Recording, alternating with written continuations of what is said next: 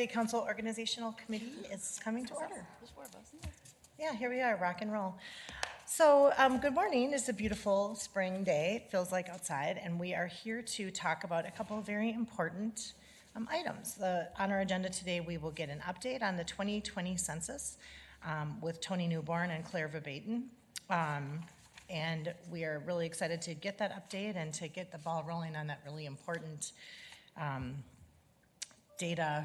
Oh man, it's such an important thing that we're talking about today, especially in a city that's added almost 40,000 people in the past decade. So exciting to hear that. And then also, Veronica Valdez Perez will be here with a business awards update, and that is also exciting. So today is Perez. That is also, this is going to be a great way to start out our day. So I'm excited about this. We have approximately an hour and a half on our schedule. Does not mean we need to take an hour and a half, but I just like people to, if they're suddenly feeling like they've got a lot to say, just to kind of manage yourself, but we'll keep track of time. It looks like our official clock is still broken because it's not 4:10. Yep, so we'll take care of that on a different timepiece. All right, so why don't we get started this morning with the census update with Tony and Claire.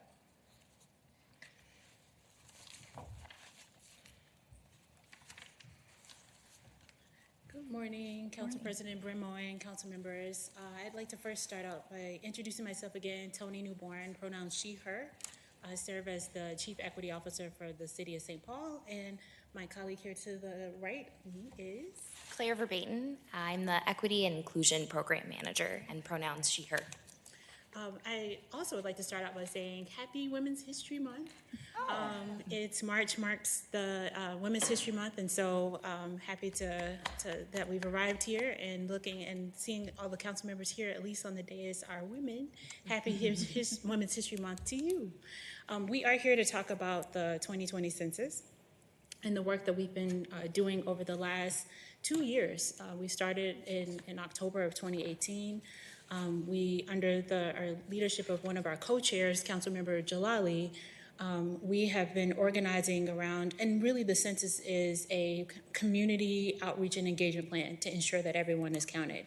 And as Council President Bremoy mentioned, the city of St. Paul has increased as far as its population by 40,000. A lot has changed, and a lot of our demographics have changed, both on race and gender, sexual orientation, et cetera. And so it's really important that our newer community knows about the census, and we ensure that they're counted.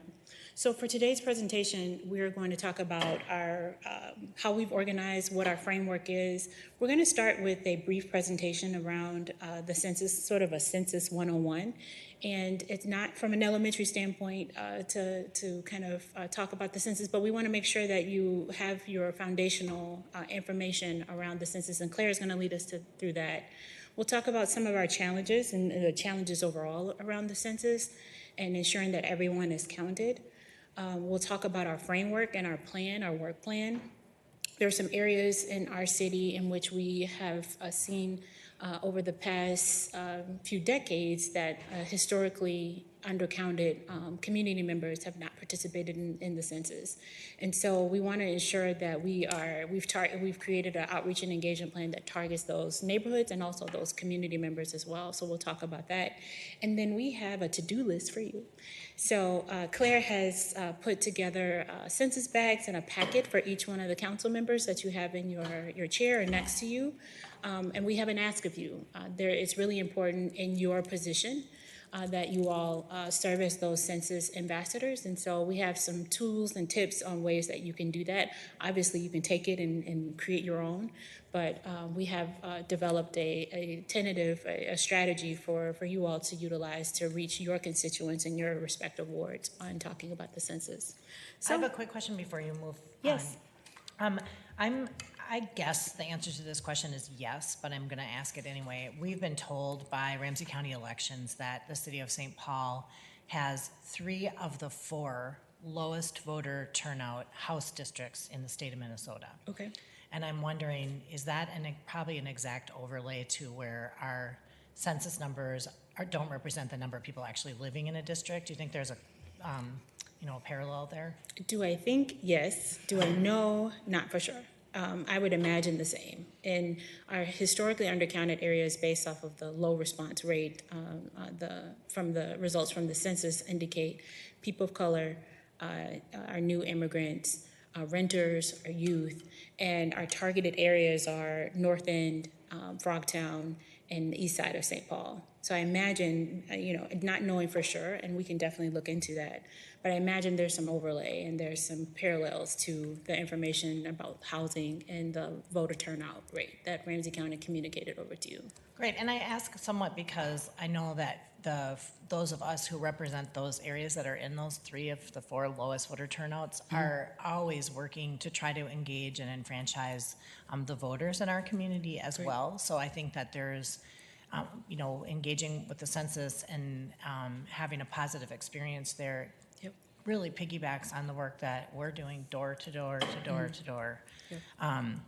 During our election cycles, really just trying to meet people and let them know how to get in touch with the city. So I think that this has a multiplier effect that goes so far beyond even just getting everyone counted, which is so important. And I really do believe that those districts overlap. Council President Bremoen, I'm for sure that it does, and it's great that you all, this census work will be a continuation of the work that you have been doing. There's some challenges that we'll talk about in this related to the census and the big government, the big G, federal government, and some of the things that the administration has done to put fear in some of our residents around the census. And so while voter turnout may be around, well, I don't trust the system, I don't trust the process, with the census, it's more so of I'm fearful of being detained and deported.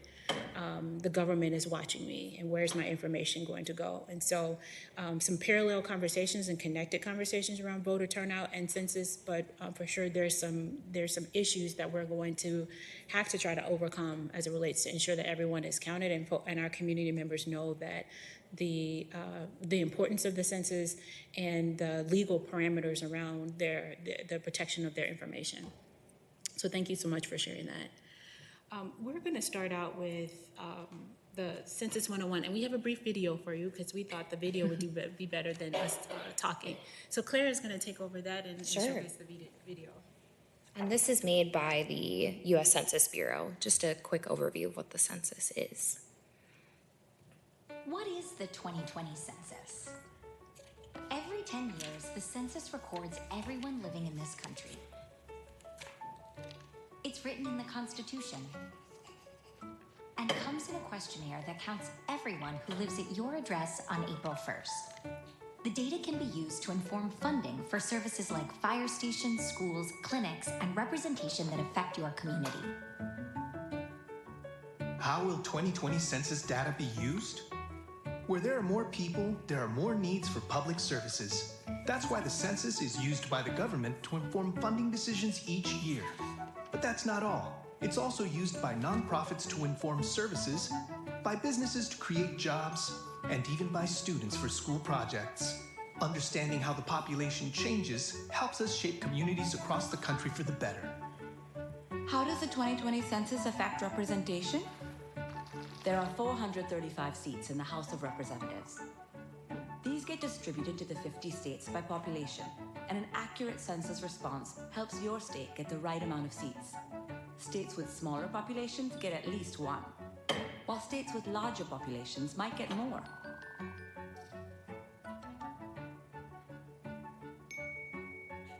How do I take the 2020 census? In March 2020, every address in the country will receive an invitation to complete a simple questionnaire, and there are 3 ways to respond. Number 1, do it online. Number 2, call by phone. Number 3, send it by mail. For those who don't respond, a census taker from your community will follow up and assist you. Is my 2020 census data safe? After sending your census response, your personal information is kept safe. By law, it can't be shared with any other government agency, law enforcement, or landlord. No one. So take your 2020 census with peace of mind.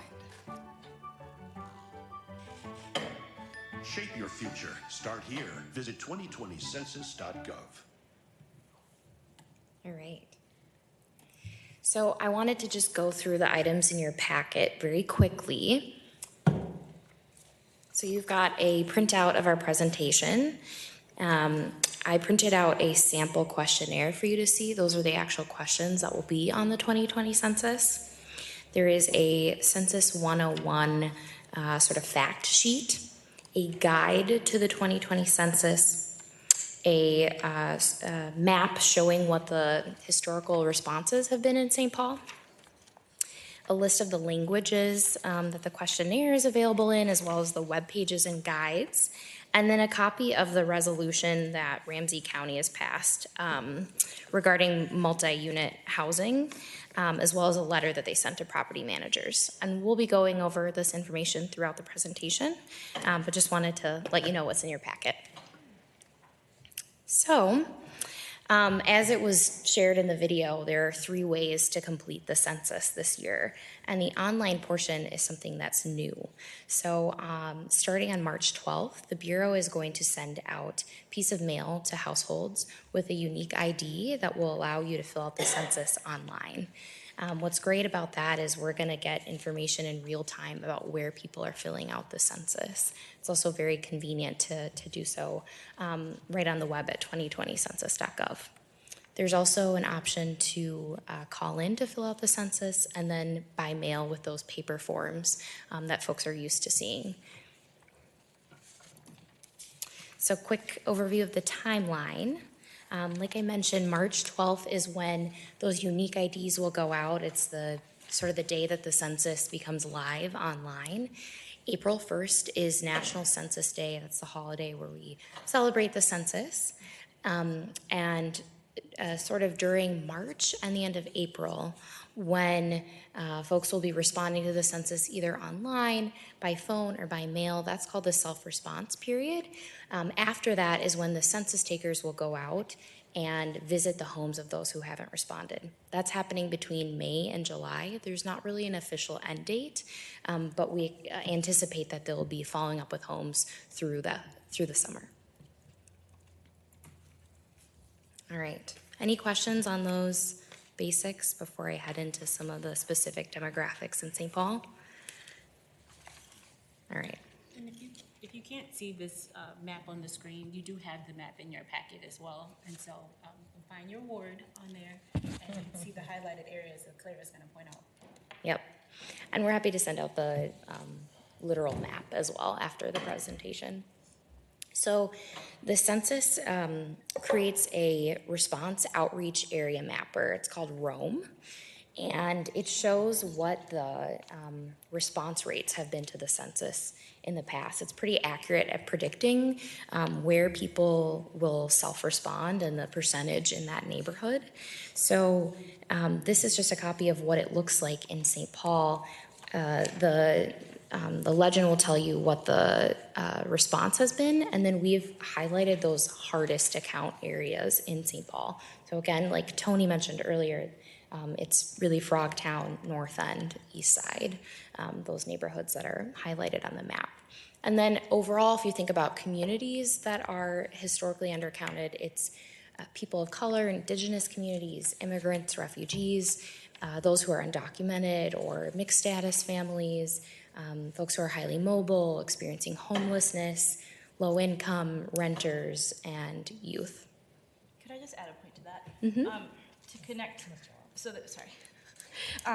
there's, I've learned a lot in this process about historically undercounted communities and all the different factors that really mean that we lose people in the count and we lose money. And on top of that, there's the disproportionate undercount of renters in general. And I think to connect it to something Council President Brenmoen said, there are 40,000 new residents in the city, and that means there are census tracts outside of those undercounted tracts too, that we have a kind of reverse issue, but same problem now of needing to be able to capture all the growth because of new development in our city, and a lot of the new residents that have moved are moving into big buildings that are new in the last 10 years since the last census happened, and that's like Ward 2, Ward 4, other parts of our community. So to think about the full scope of how we need to count everyone has been something I've been trying to get my head around, because there's both historical undercount that we need to mitigate, and then there's kind of unique issues because of our city growth over the last 10 years too.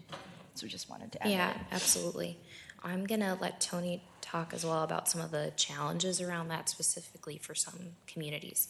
And we mentioned some of that at the beginning of the presentation with the question around the federal government contemplating whether to put the citizenship question onto the census. And we know that that's not happening, knock on wood, hopefully not. But we know that that's not happening, at least right now. But that was a big topic of discussion over the last year, which, our community started talking about, hearing about, and becoming very fearful around. And so that's a challenge that we have is, are people going to be running from the census takers to complete the census, or are they going to participate in it?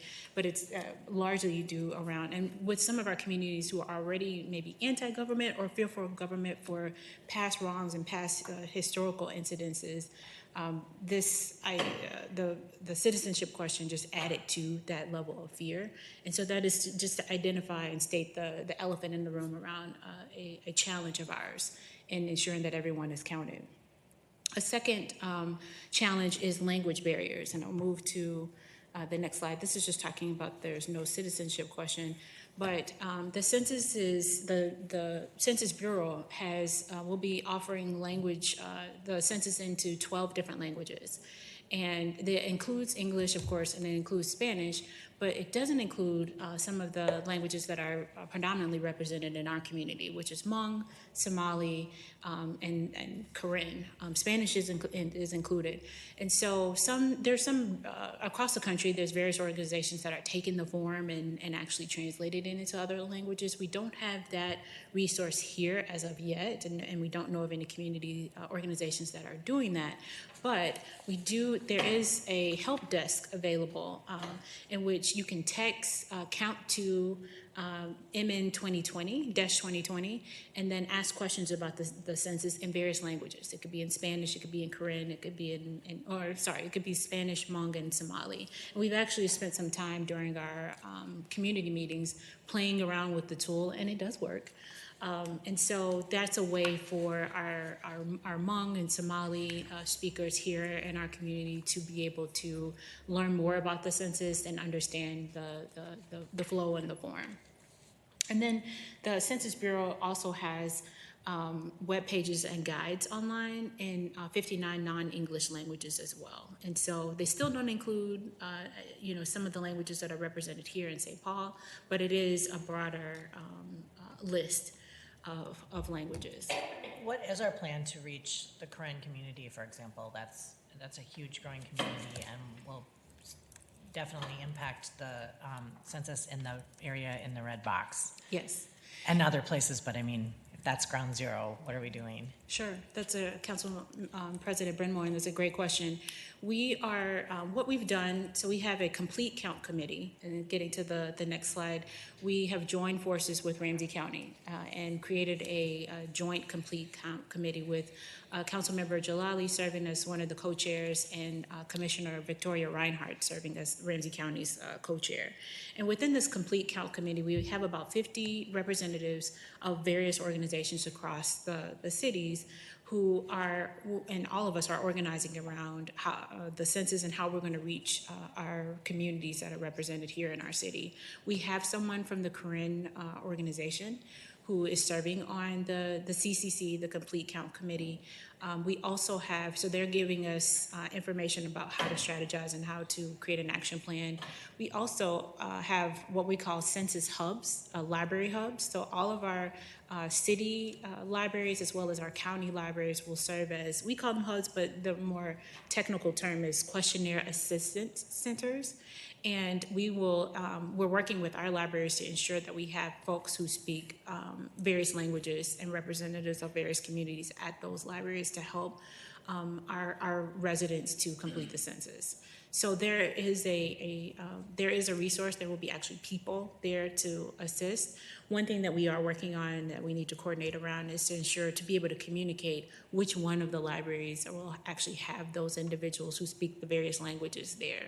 So we're currently working with the library on that. Okay, and I see Ms. Prince also has a question. I just finishing up on, not finishing up, adding to that question. We talk about fear of governmental agencies because of deportation or other citizenship things. But I worry, in addition, that community members that I represent are overcrowding apartments, and that's equals affordability and it equals stability. And I think that there's a definite fear of saying there's 11 people living in this apartment, because that information could get back to a landlord, or that information could get back to the city. Right. And so I want to make sure, and it sounds like you are deeply working with the KOM, but I've heard a statistic that, up by the Rice Larpenteur area, we'd added something like 1,500 people to the neighborhood and 0 houses. So I know that there's people moving in, and I worry that that's going to be a piece of undercounting, just because housing is so, it's such a fragile arrangement, and people are concerned that their landlord will be notified, that they may not report who's living in the house. Yep. And do you have something? Yeah, I was just gonna say, it is really scary for folks, but the data is protected by law and cannot be shared outside the Bureau, and we've just really been pushing that message. We know that that's a fact, and that's what the statute says. The other piece of that is that taking the time to self-respond means you have sort of control over that narrative, and you also don't have a census taker that's going to follow up with you then. Sure. We know that community members are very triggered by having someone come to their door, although that person has to identify themselves and they cannot share that information, right? All those things are true, but that doesn't mean it's not still scary. And so we've really been pushing, fill it out online, fill it out by mail, call in, fill it out, and make sure that you don't have to deal with someone coming to your door and answering those questions for you. So really pushing the self-reporting. Yes. I mean, because in the first, even in your opening part, it's like, here's what you do, fill it out. Yep. Then no one comes to your house and you get to fill it out. I worry about the undercounting and the overcrowded apartments. No, Council President Brenmoen, that is a really important fact. And as Claire stated, the reason why we're highlighting the timeline, and specifically March 12th, which is next week, by the way, is to ensure that that's why we want for you all to get engaged now and to start talking to your constituents. And we will be doing the same, of course. But the easier route is the online version. You don't have to deal with people coming to your door. You don't have to deal with, even the mailing. I barely mail things. So it's a struggle. And so for folks, go on your phone, go online, come to one of our questionnaire assistance centers if you're uncomfortable, if you don't have the resources at home to fill it out online. But we've created those hubs and those spaces where people can go the easier route without confronting a census taker or a government worker that leads to that fear and a sense of uneasement. And I really appreciate your attention to that, and I recognize that no matter what we do, there's still going to be some of that. But sure. I really does feel like you've anticipated some of these issues that definitely impact St. Paul. Ms. Prince has a follow-up, and I see Ms. Jalali as well. Yeah, and to the point about, in particular, the Karen community, can you explain to me why we can't get the form interpreted? I mean, just to the point that you made about going online. If they were to go online, we can't have a Karen form that they can fill out online. You had said something about that some communities were doing translations. It just seems like such a relatively small translation expense, because it isn't a really complicated form or very long. So, if we can do that, I would hope that we would. It's Councilmember Prince. It's not a matter of can't; it's a matter of cost, and the cost around doing that. And so what we've done is put resources into ensuring that the people are in place, our census takers are in place, that we've created the library hubs. We haven't explored extensively mapping out the costs that we would incur to be able to do that. But know that trying to figure out the relevant population, it could be somewhat costly. So it's not a matter of can't. There are organizations across the country that are spending those resources on translating services. We just have not gone down that route as of yet. And we can continue to explore that, but it has been from a standpoint of it being cost prohibitive. In terms of that, I'm just thinking that if other communities are doing it, couldn't there be sharing of those things and the splitting of those costs? I mean, it just doesn't seem like it should be that costly to translate the form, get it approved, and then allow cities that have large numbers of certain languages that are not covered to be covered. I have a hard time understanding why it's prohibitive, but Can I, on that question, like, is there a way to do, like, I was thinking like kind of a crib sheet where you don't, where it's not like an approved form, but it's like a pamphlet that you have with you that references the questions as you're going through them? I mean, I suppose that's something that an organization could just put out and it wouldn't be the city approving it. So or- I think what this discussion is illuminating is kind of the need for the CCC, for this presentation, to loop in stakeholders, and then the federal operation. There's different levels of work happening. So the feds typically are a centrally driven process. They make everything happen. The existing bureau does have forms in myriad languages, and there are still communities that are left out of that translation. Like I can click and find it in Farsi. I think it's in Oromo. Like you can find on the bureau website some, but then there's others that aren't. And the CCC helps fill in those gaps to identify populations like this that we know and work closely with, so that then states can kind of leverage a combination of state grants and their networks to try to figure out a strategy. So I personally find this conversation very relevant, and like it's giving us something additional to work on, because something else to this point is that I feel like I'm yelling into this microphone and moving it back. The money that we've tried to use, like there's some city money in the Complete Count Committee, there's some county money, and a lot of it has actually gone towards supporting the engagement meetings we've been having that include all of the community organizations that can best reach our constituents and explain here's what the census is, here's where you go for self-response, here's assisted translation. So as we move through the phases, like they'll talk in a second about recruitment and how we hit recruitment really, really hard and put our money there. We're entering a new phase now. March is where people are getting their forms, and some outreach and education has happened, but we need to kind of go to a deeper level and help people now in a new way. So I think I'm just trying to say, I think this conversation is timely. I think we want to loop more people in because it helps us figure out, is this something we go to the feds for support for? Is it something that the state can do because we have a unique population? Is it something else? But I think it's about kind of connecting all those things. I hope that makes sense. But And Councilmember Jalali, one thing, and Councilmember Prince, one thing to note is that the state has grants funding, and we're in the process of, or Ramsey County is in the process of submitting an application for a grant, and then also the National League of Cities as well. And so there could be some opportunities to tap into some funds, but if we're talking about city-sponsored funds or county funds, our resources from that standpoint are limited, but there are other resources that we can tap into and explore this opportunity around translating the census form into various languages. Right, and I appreciate too the acknowledgement that a trusted advisor, a trusted organization is probably our best messenger. I mean, we can put out translated materials, but if you don't know to look for the materials. So we need all of it, but I do appreciate that. And I think that what I'm hearing to Ms. Jalali's point is that we have a community, the Karen community here, that is uniquely situated in this area, but like will truly impact the outcome of this census. So and obviously there's far more than just the Karen. There's the Karenni, there's the Bhutanese, but we know that one population is particularly large and will impact this. So I think that it's two ways, like anything that we can do in our communities, and I'm glad that we're having this conversation and opening up that path. Great. Ms. Naker. Thank you. And what I'm taking away from this also is that while it may be far along in the game to make substantive changes to the way things are going to roll out, that the most important thing is for us to be informed about how it is going to roll out so that we can share that information with our constituents. And I appreciate this conversation for that purpose. My question is back to the data privacy. I just want to make sure we're super clear. I appreciated the locks, the padlocks, the safe, the cellophane. It's great. Visual.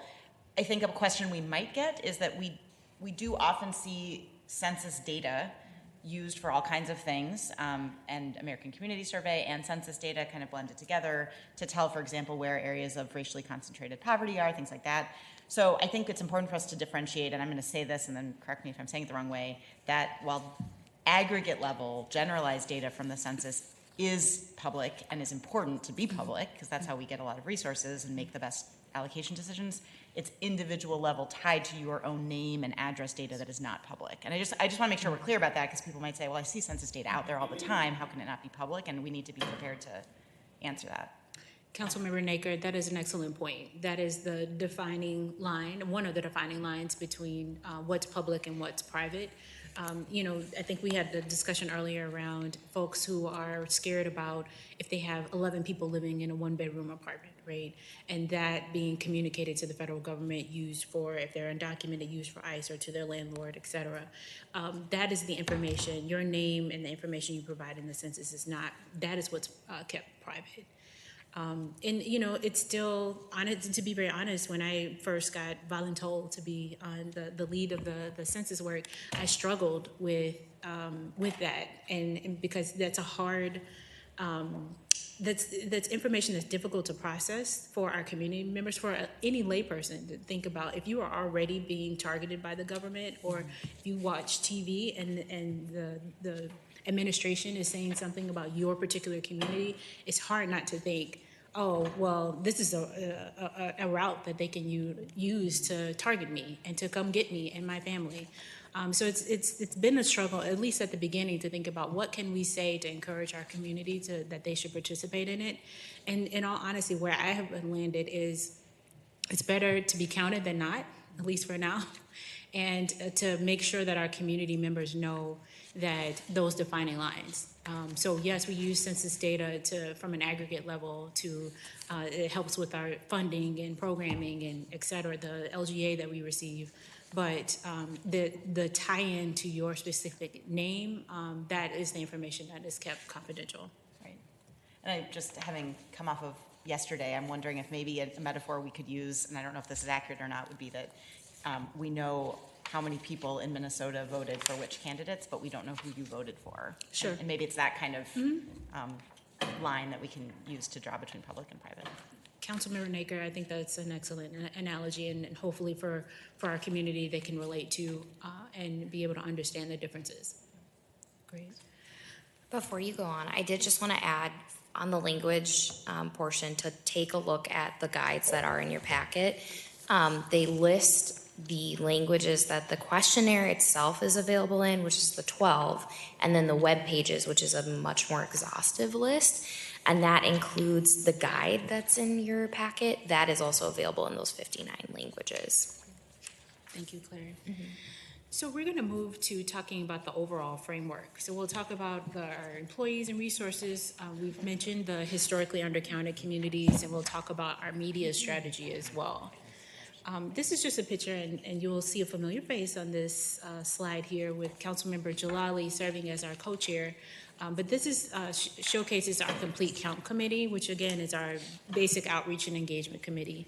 We started meeting in October of 2018. This board this council issued out a joint resolution along with Ramsey County to form the Complete Count Committee in October. And then we had started out meeting quarterly, and then we moved to, in the fall of 2019, we moved to having monthly meetings as we're drawing closer to the census. And again, Commissioner Victoria Reinhardt serves as the Ramsey County representative on this Complete Count Committee. We've had about 50 members. The Karen Organization of Minnesota is one of those members, and folks have been coming consistently to the meetings. And so this slide just shows a few of our organizations and our representatives of the organizations who have been attending our Complete Count Committee meetings. I love this slide, and I love the picture of the food, because when we talk about outreach and engagement, and really around engagement, what draws people to a meeting, and especially what draws people into an initiative.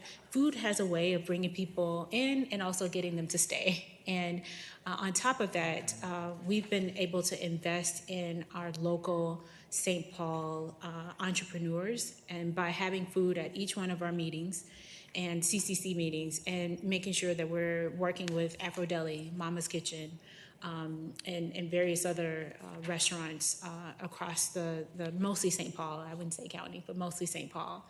And so we've made that investment into our community, as well as our or locally owned restaurants. We've held the meetings on evening hours to make it a little bit more accessible to our community members, transit accessible, of course, welcoming environment, and in a location that's seen as a community location. So we've utilized our parks and recs as well as our libraries across the city and county to hold these meetings.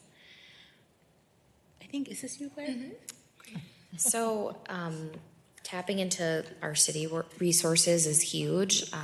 Tony already mentioned the questionnaire assistance centers, but that is a good practice across the nation that we're seeing, where libraries are a space for folks to come in and get help filling out the census.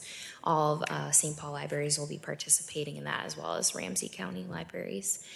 On Census Day National Census Day is April 1st, so we do plan to celebrate that at City Hall with a short program and proclamation.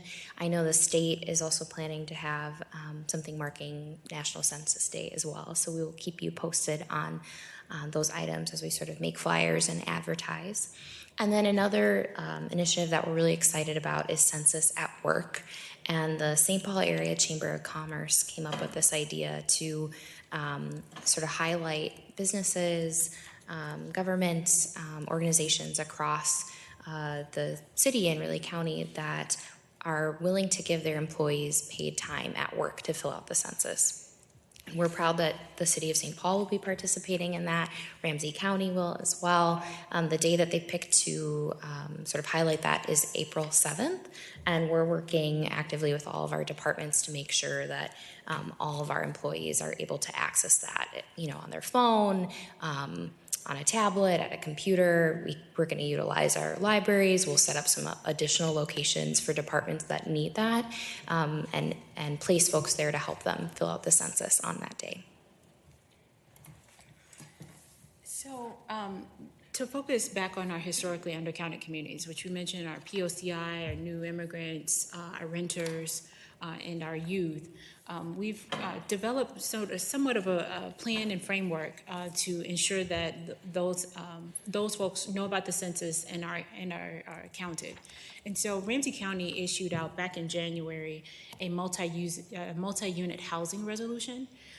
And basically stating that it's already a part of federal law, similar to voting, that census takers have access to apartment buildings so that they can reach the tenants and residents in those buildings. But we wanted, Ramsey County issued out a resolution to ensure that our landlords here understand that. A copy of that resolution, their resolution, is included in your packet.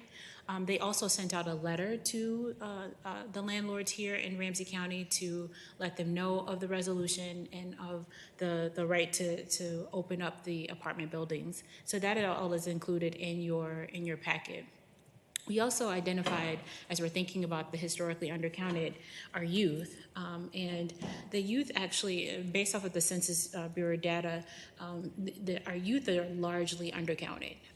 And for many different reasons. One, going back to the example around, you have a lot of people residing in one household because of necessity and don't want to reveal that how the number of people are in a household.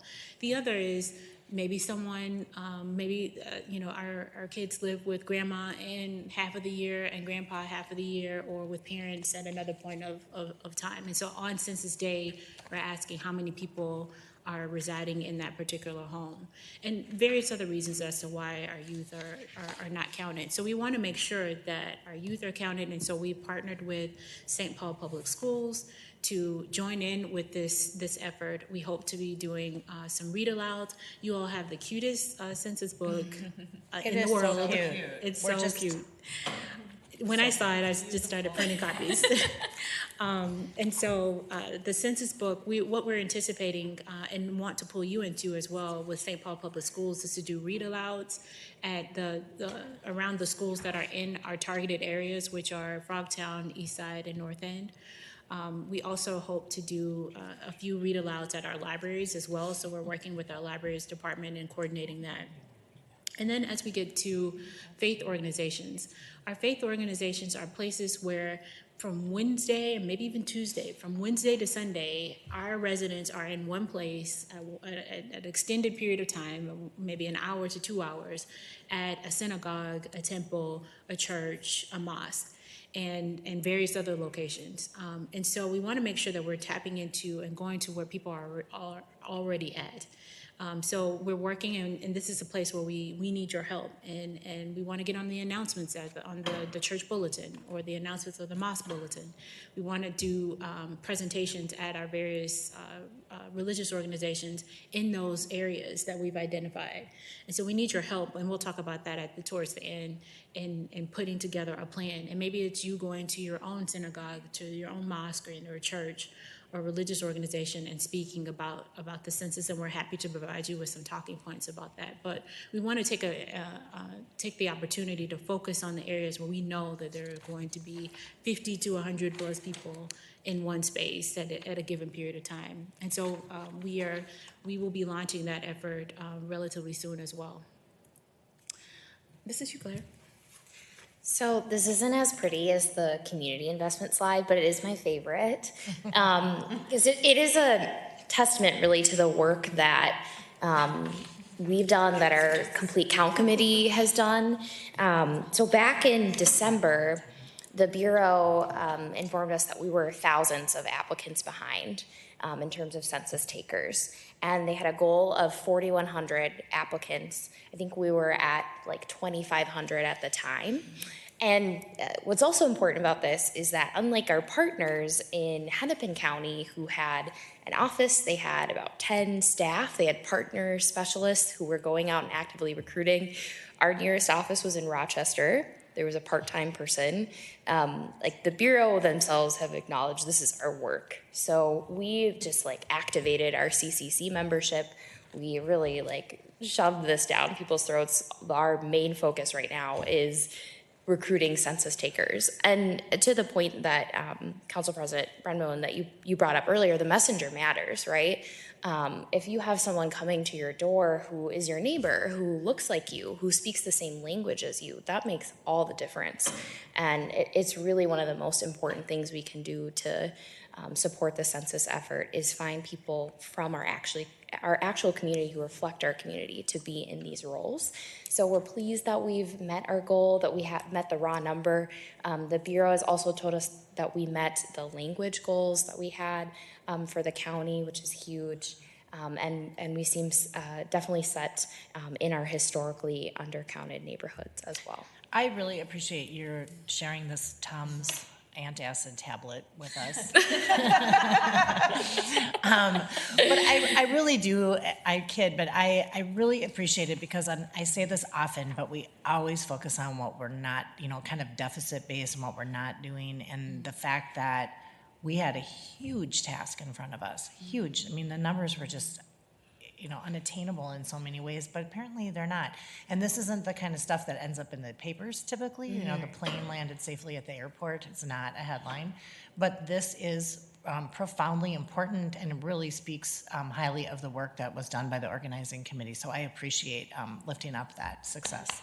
Bravo. Yay!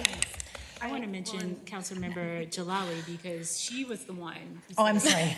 And we have to mobilize and start acting now, and mobilize our CCC and help to and organize us from the staff standpoint to ensure that we were not going to be left behind. And we know we don't like to compete with the city of Minneapolis all the time or Hennepin County, but we were. And we were able to meet our goals, and so largely due to Councilmember Jalali's leadership. So I want to recognize that as well. And I was simply raising my hand to actually thank all of you, because part of our work is actually, there's no one person in charge of the census, right? Everyone is in charge of it. We all use our platforms to reach our communities. We know our communities, they trust us. And so I just, this slide, it's like a circle, right? But it's actually like so much bigger than that, and it's because literally I can see each and every single one of you have helped share the word to meet our hiring goals. So I just want to heartfelt give a thank you, because that's what it's going to take the whole rest of the way. So thanks for being part of that. Ms. Yang? I also thought that you all had such a great communication plan as well. Like just even getting updates on how far along we came in the application goals was just incredible. You know, like I felt like you brought people along, and so thank you for that. I think that really speaks to the success that we see to this day. So great teamwork. Thank you. So this is the media and the radio station project is something that has been ongoing. We contracted with local community radio stations to play daily ads on the census, to have interviews. So you can see we've had Councilmember Jalali on, the mayor has been on. We have the 3 community stations that we have been partnering with are Frogtown Radio, WFNU, Dayton's Bluff, WEQY, and La Raza. And that's, you know, it's huge because they are tied to either communities that are historically undercounted or neighborhoods that are. I just wanted to underscore, this is another example of community investments, right? We weren't doing status quo. We didn't go to the grass tops, right? We were trying our best to ensure that we had those trusted community advisors as a part of this and making investment into our local community radio stations as well. So our ask, I told you we'd have an ask for you at the towards the end. Of course, from a general standpoint, encourage your constituents to fill out the 2020 census. We would love for you all to participate in the read alouds. You now have the cute census book in front of you. We will be doing this at our schools and libraries. One thing to note is that spring break is during April 1st, so we have put together this plan to do read alouds on April 1st. Well, the kids are not going to be there. They're not at school. So we actually are going to organize with St. Paul Public Schools to host the read alouds the week before. So that's a place where, and that's March 23rd through the 27th, just in case you're tracking that. So we need your help there. We also will be doing the read alouds along with the mayor and some of the Ramsey County elected officials on April 1st. As Claire mentioned, we will hold a short program. We'd love to, we will read a proclamation, but we would love to have some form of a resolution read or submitted as well. So that could be a place where you all could connect with us and help with the census work. And then visiting your faith communities, we talked about that. We have a list of faith organizations that are in those targeted areas that we talked about. We can share that with you. And then coordinate and help to coordinate a strategy around going to either visit or just ensuring that it's on the bulletin, it's on the announcements page, it's on the website, and that our religious organizations and faith organizations know about the census. So that's a place where we're soliciting your help. And I understand that each of the council members have its own newsletter. We'd love to have something around the census, the timeline, the March 12th, April 1st, and April 7th dates listed on your newsletters. And again, happy to provide you with the information to put on there. Just let us know.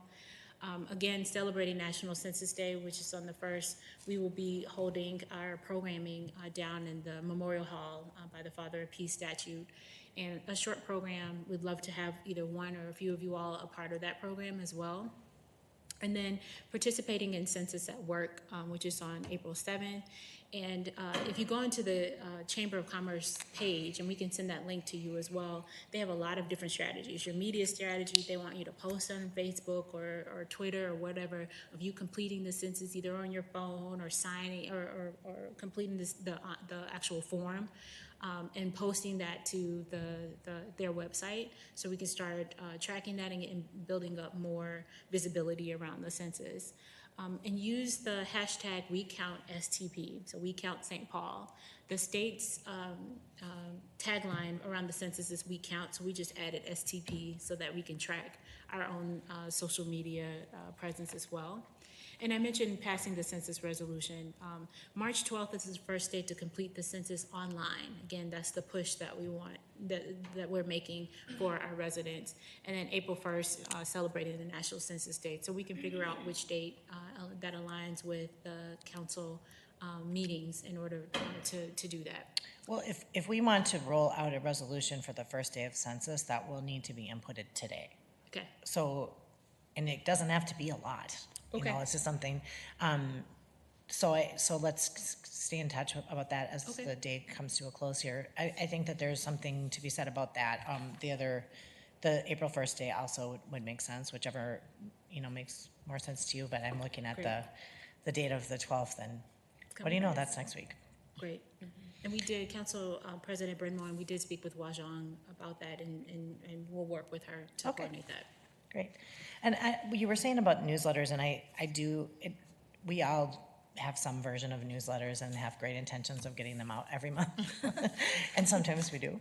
But this is a situation where, like a special edition, if there's something that with a graphic that's written up that we can all send out and reach those community members who have opted in for that newsletter, we can do just a quick special edition and send it out there, because it is really important, and I think it's our opportunity to amplify the message, so can do. Ms. Jalali. Yeah, I would echo all those asks, and I think we've seen them in action and the results they can have through the recruitment phase. And I think some context I've been thinking about and why this census is different than the last ones is we are in a different climate, emotionally, politically. I think, a lot of the progress we've made is, I will be candid, in spite of the federal operation. Like, there's actually just been really well publicized and documented examples of, shortages in hiring due to higher level staffing issues. The local federal contacts we have been incredible. They are with us. They're our teammates. I'm talking about upper echelons of the Federal Bureau and just stuff that we've seen happening that Commerce has been taking on under new leadership. And so what that means is there's new things like the self-response period that have never happened before that some in the census community have commented might lead to a big undercount. Like, basically the combination of really hostile environment towards communities of color combined with self-response period and just like less, there's half as much census funding now federally than in the previous count. And then we have all these sort of weird additional dynamics to overcome. But what we hear when we talk to our community partners like Navigate and Unidos and our Karen community partners and lots of like undercounted communities who have tons of experience supporting their constituents, our constituents, they say that self-response could be an opportunity because people feel a little safer just doing something online with the help of someone that they know and trust who like is their culture and speaks their language than an enumerator coming to the door, even though we've done a good job, I think, to try to get a reflective enumerator workforce and all those things. So I think us using our platforms to help folks kind of understand that, to understand self-response is very important, to take advantage of the state infrastructure that's been built out of the assistance centers, the multilingual texting, like there's a lot of different pieces to it, but now is the window where folks can do a self-response themselves if they don't want to talk to a person. And enumerators really go out because people haven't called in or self-responded or mailed in. You talk to an enumerator when you haven't answered all the other ways. And so we want to help our communities get the chance to just do it and be counted. So that's where I think all of you can reach our networks and work with community organizations you already know. I simply want to lay all that out. I think it's helpful for this year. Ms. Yang. I have a concern I wanted to bring up. Like, I'm thinking about like who will be left out of the count because of homelessness. And I know that you have here that if someone that the census must also include people who have without a permanent place to live.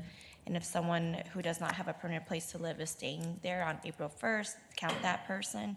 I mean, I can't help but think about the folks who either get like, maybe disowned by family members or a household or get kicked out and will not be counted by folks in their household. And so, and I'm also thinking about a phone call I got the other day about a neighbor who said that, there were people camping outside like their backyard in the public woods and everything. So what do we have, in terms of like situations like that? How do we respond to that? So going back to and Claire can definitely chime in because she has some more extensive information about it, but the Census Bureau has put together a plan around what they call group quarters. So like homeless shelters and colleges and universities, and I can't think of some of the, or nursing homes or elder centers. those fit their definition of group quarters. So the organizations themselves will submit over to the Census Bureau how many people are in their facility, and they will be counted in that way. The same with the shelters.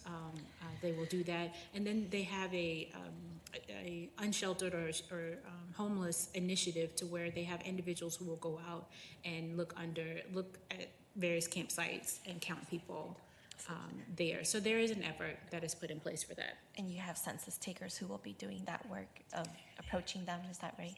I'm not sure if it's a census takers. So or that falls under the Bureau's operation. So everyone who will be actually following up with folks is employed by the Census Bureau under that operation. And there is that special group quarters operation that Tony was discussing. It's more so for existing spaces where there are people experiencing homelessness.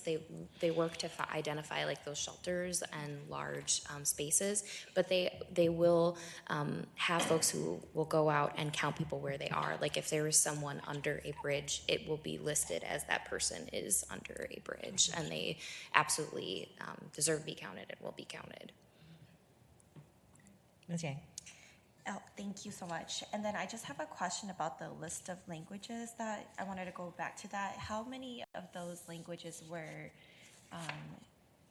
picked to be translated or to be on this list even, by either the federal or state level or by our team that we have?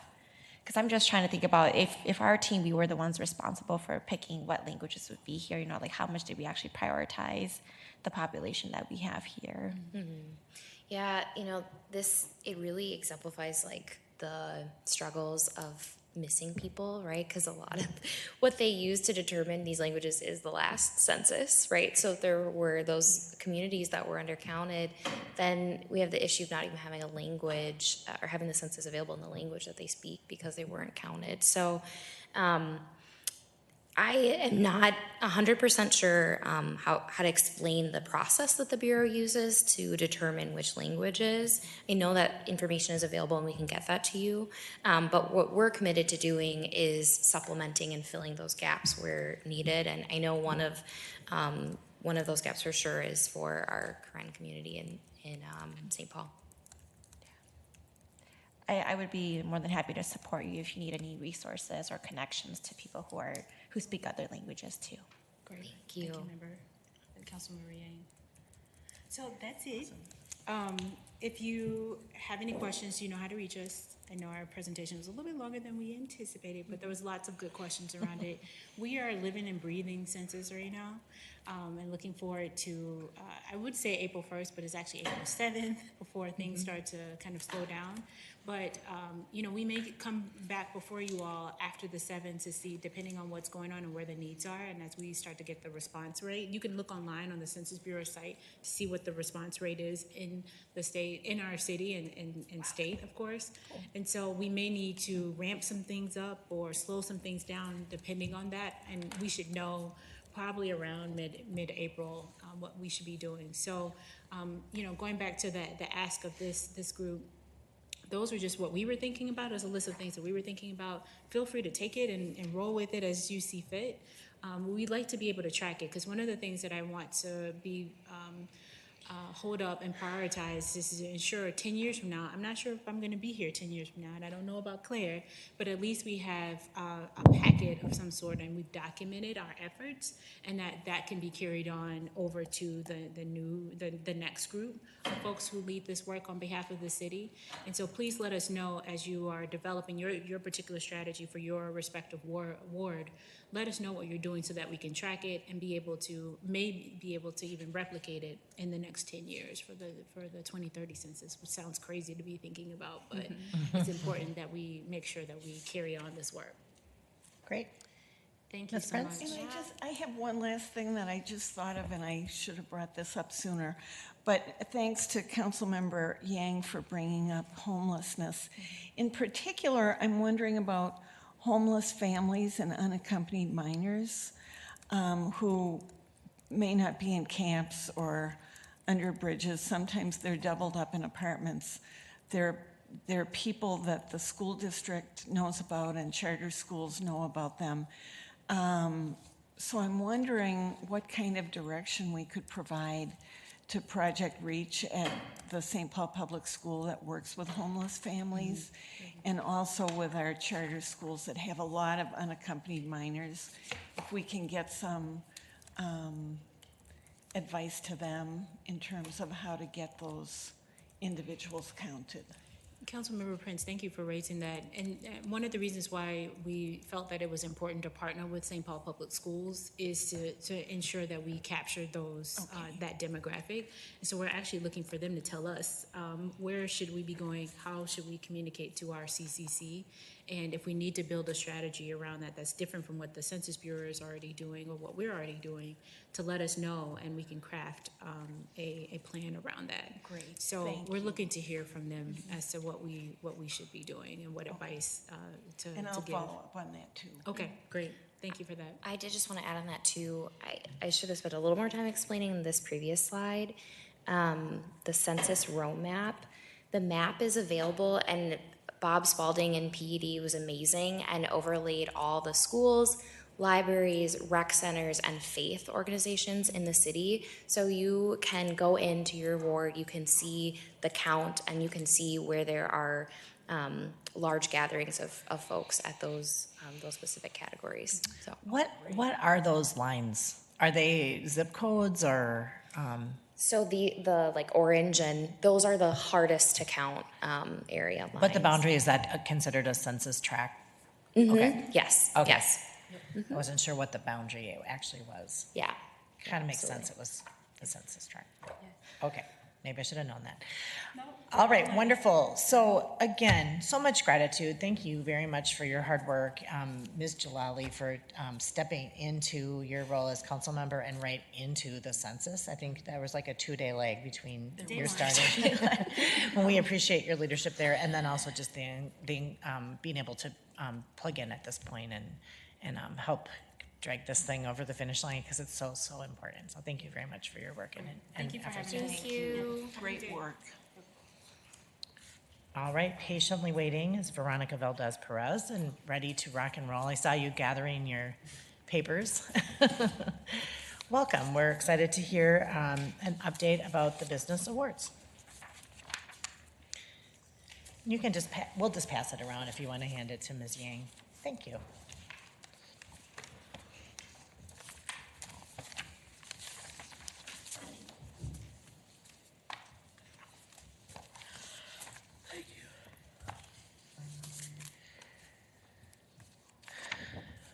How do I access the, oh, there we go.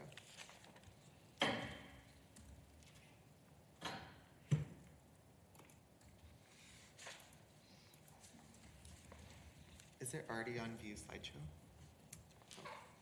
Oh, there you go. Okay, perfect. So I'm going to be presenting about the 2020 Business Awards. My name is Veronica Valdez Perez, pronouns she, her. So we're going to start with the award categories, and these are the same as last year, so I won't read them off, but if you guys do want to take a look, yeah, we didn't really change these from last year, but these are all the categories that the businesses that complete applications are eligible for. And there's also a request from Ward 7 to create another category, and it will be presented to the selection committee at the March meeting. So that will also be something that will be happening at the selection committee. So I'm going to talk about promotion now, and I'd just like to thank all the council members, Councilmember Tao, Councilmember Naker, Councilmember Tolbert, Councilmember Jalali, Councilmember Brandmoen, Councilmember Yang, and Councilmember Prince for supporting us with our promotion. That's been a really important part of this process. So the promotion included a general press release delivered to local media and then to all GovDelivery accounts. And this kind of gave a frame of the business awards and introduced all the categories as well.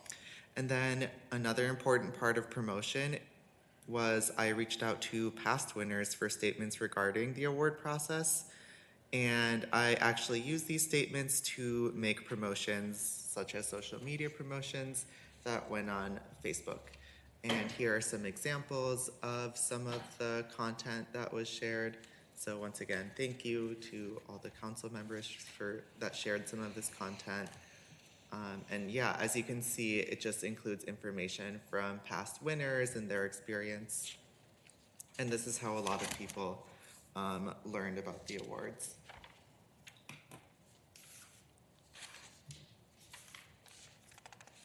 So since we rolled out the nominations and application process on January 6th, this chart represents what we've received as far as nominations and applications in each ward.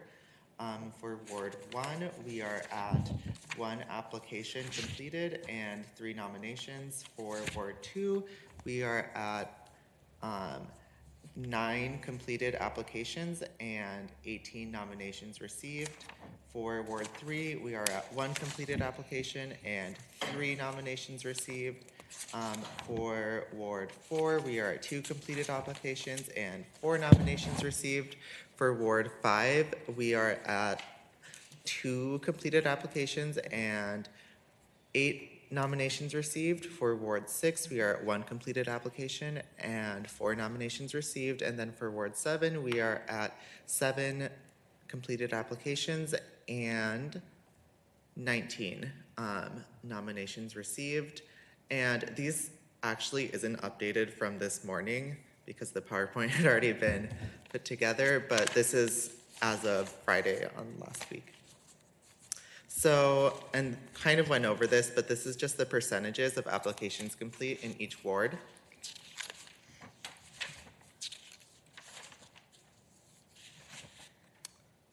And some more statistics, 33% of completed applications are from minority-owned businesses, and these are self-identified minority-owned businesses. And then 55% of applications are of women-owned businesses. And this year's business award process recognizes Vietnamese, Somali, and other communities. And there are valuable businesses of color that have been nominated but have not yet completed an application. And I have them listed here. 3 that I noticed were Preferred Choice Insurance in Ward 6, Kung Threp Thai in Ward 5, and Shamrock Plaza Liquor in Ward 7. These are businesses that I will be reaching out to and would greatly appreciate if any of the corresponding wards would like to reach out to these businesses as well, because we want to get their input and participation in the award ceremony or in the award process. Ms. Naker has a question. Thanks. Yes. Veronica, when you mentioned that this year's Business Awards process recognizes Vietnamese, Somali, and other communities, does that just mean we have nominations for businesses owned by members of those communities, rather than like it's specifically targeted at recognizing those communities or something like that? Thank you, Councilmember Naker. Yes, that's what I mean. I just meant it has completed applications from those communities. Got it.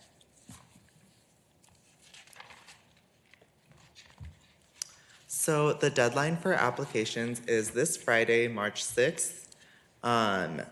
And so there is a little bit of opportunity for more nominated businesses to complete their applications. I will be sending out some updates on which businesses to reach out to today.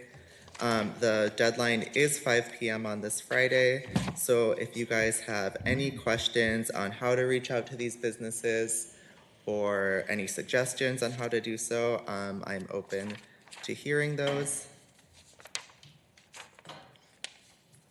And yeah, so this Friday, the deadline to complete an application, not to nominate a business, that deadline has passed, but just for a business that has been nominated to complete their application. Ms. Naker. Thank you.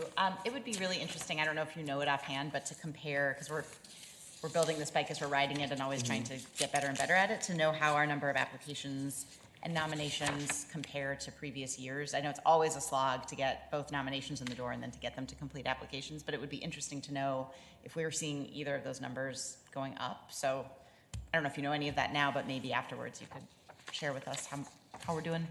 Okay, thank you, Councilmember Naker. I don't know that off the top of my hand. I know for completed applications, that won't be able to compare to last year's until Friday, when the deadline is reached. But I can update you guys on how we're comparing on nominations. It makes me also wonder if anybody who has filled out an application in the past could just be auto renewed. I mean, it does, some of these businesses are run by two people and, you know, the process of filling out the application is, you know, takes up some time, not a ton of time, but if there are people who have done it in the past, you know, maybe a thought for the future is just to ask if they want to be considered again, and that we'll resubmit the application they've already put in. Ms. Naker? On that point, since we don't have a super formal way of making policy, I think, for the business awards, maybe it would be something that you could bring to the selection committee when they meet on March 18th and see if they're open to that, because I think that's a great idea, and it would be great to just make a decision on that and start it for next year. Thank you, Councilmember Naker, Councilmember Brandmoen. Yeah, that's something we could totally discuss. I think it would be a good idea for businesses to have their applications renewed. Keeping in mind that a business that wins an award can't be nominated again. They're automatically disqualified from future business awards. Thank you. So as far as the selection committee, the selection committee is set to meet on March 18th.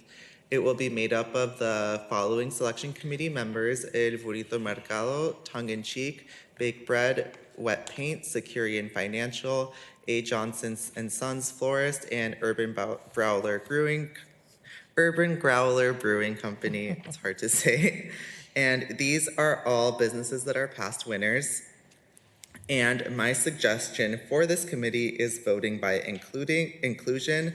This way, for each category, these businesses will be able to choose one of these businesses to represent each category without repeating, obviously.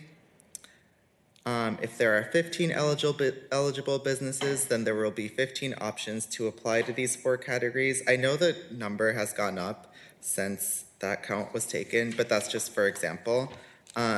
We will be sharing a packet to past winners with information about each business a week beforehand so that they can make an informed decision.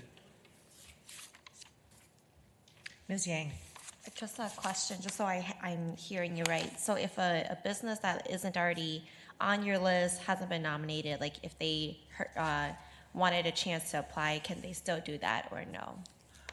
Thank you, Councilmember Yang. A business that has not been nominated cannot apply now because the deadline has passed. Okay. But a business that has been nominated but has not completed an application may complete an application before Friday at 5.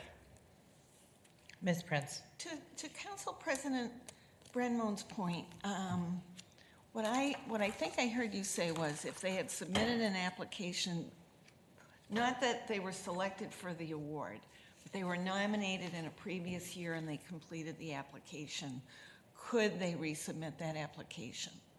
And I would certainly think that that would be fine. I don't know if we need to tell them, but maybe when you get the list, we each are going to get the list of businesses in our wards who haven't completed the application. Is that what you?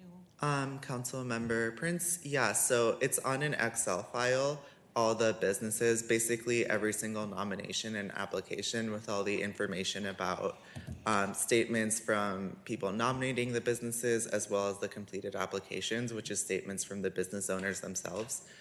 So yeah, you guys will be receiving that list. And it will say, and I think there's definite room, moving forward, to consider allowing businesses to reapply based on their applications in past years. I think that would be a good way to kind of build on what we already have. Yeah, just like an opt-in, like you've already applied, would you like us to consider you again in 2020 or something? Yeah, or, just sort of being able to renew their application because they submitted it last year. Right. But you don't think we should try to do that this year? Well, is your sense that we have enough, of course, we can't predict how many of the nominated businesses will actually apply, but do you think it would be beneficial to look at the businesses that were nominated and actually filled out an application last year and add them to the 2020 selection committee's list. Thank you, Councilmember Brandmoen. So your question is if to raise the number of completed applications to go through past year's completed applications and add them to this year's? I mean, just does a number that we have justify doing something like From that? the nominees. From this year's nominees, if they have an application in from last year, or could they just resubmit their completed application?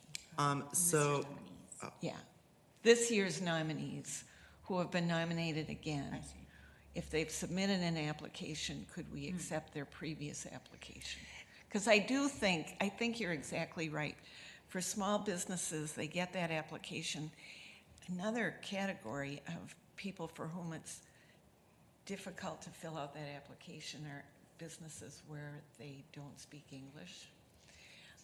So if they have an application on file with us, if they could just renew it. Let's bring this conversation offline. It seems like there's agreement here, and like the devil's in the details, and we'll figure that out. But I think it's something where if we can make it easier for people who've already gone through the exercise one time, that we should do it. But we'll just talking about the nominees. Yeah. For this year. And maybe there is no overlap. I don't know. Maybe not. Okay, so we'll work out the details though, instead of grinding the sausage right now. Definitely. Well, thank you, Councilmember Prince and Brandmoen. I have noticed that many of the applicants who applied last year applied this year as well. So I can't really say how many would be, like how many completed applications would be added, but maybe a couple. I think right now, as of my last count, because I actually didn't count this morning, we were at 18 completed applications. So that could be higher now, but it's definitely something we can consider, and I can also discuss with Nia. Okay, great, wonderful, thank you. All right. And then what to expect moving forward with the business awards process. So we will be vetting the nominated businesses to see basically their like renters history and any complaints against them, because we don't want to include any business that's not in like a favorable stance with the city of St. Paul in the award process. There will be the selection committee where we will deliberate this year's winners.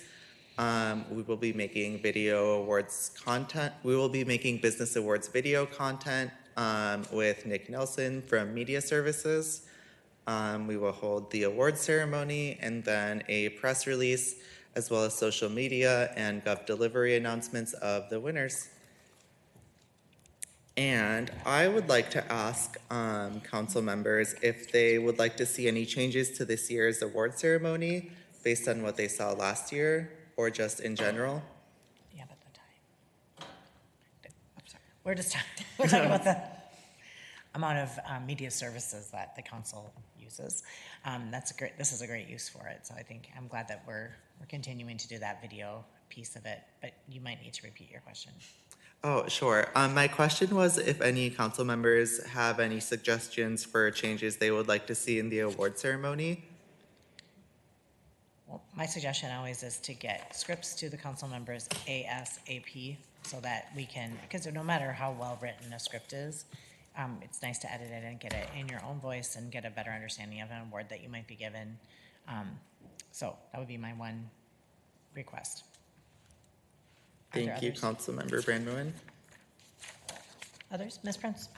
I can't think of any, but one thing might be to ask the panel who participated last year if they have any suggestions about how it might work better. Ms. Naker?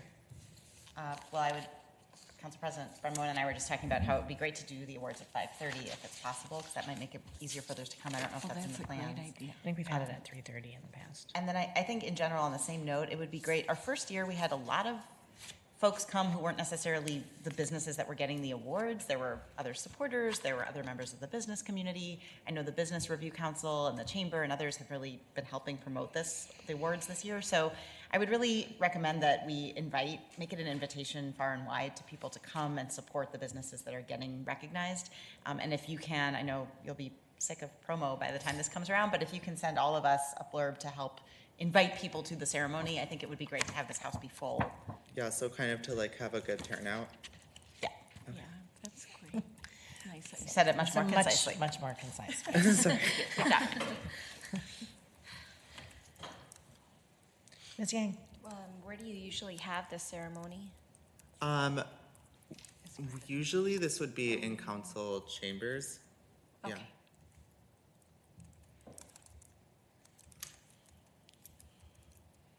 Great. So no other suggestions? And of course, if they pop into our head later, we know how to find you. And we'll follow up with that. But so it looks like there's no other questions. Thank you for the update and the presentation and for your work wrangling this. We really appreciate that. And for consideration of some of the input that came through today. Great. Thank you. Thank you.